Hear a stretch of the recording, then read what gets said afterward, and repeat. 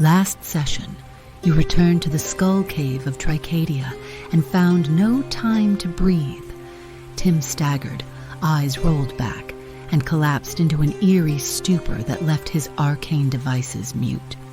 You turned from him to the cages, pried one open, and pulled out emaciated prisoners while Cliff soothed with Soon's calm. A fatal lesson cost 2 lives when a rigged frame snapped its grim surprise, and Nefir, ashen, asked forgiveness while you shifted the living to a blind alcove, left a hastily inked note, and debated your next step. The answer lay below. A ladder shaft gaped in the stone. You chose reconnaissance, and Meku slipped down into narrow tunnels, lit by glistening moss and the stench of damp, catching a pirate muttering in thieves' cant about how the slaves should just die. A wet squelch answered him. Rather than risk the captives, you set an ambush at the ladder. The first slime hauled itself from the dark to feed on the broken. You struck as one.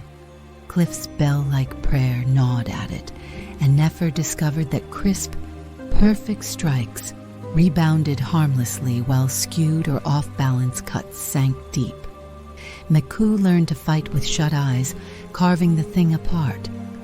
When a second ooze slithered up and absorbed the first, warping as it fed, Nefer eased a radiant charge through his blade and burst it to tar.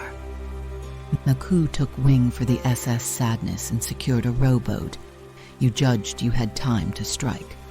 Wrapped in shadow, you descended and hit the side chambers. An Aarakocra pirate whirled in with paired blades. Meku met him axe first and dropped him in 2 heaves.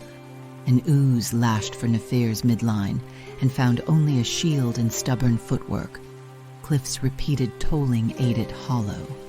Pushing deeper, you collided with another slime and a bitter jailer. Mako weathered crushing blows. Nefir waded into the reach of the pseudopods and guarded her flank, and Cliff's prayer spilled outward in a soft flood, lifting allies and even stirring life in the cages. With the room held, you turned to liberation. Meku spotted a heat shimmer on a tiefling's latch and killed the fire rune before it killed anyone else. One by one, locks yielded.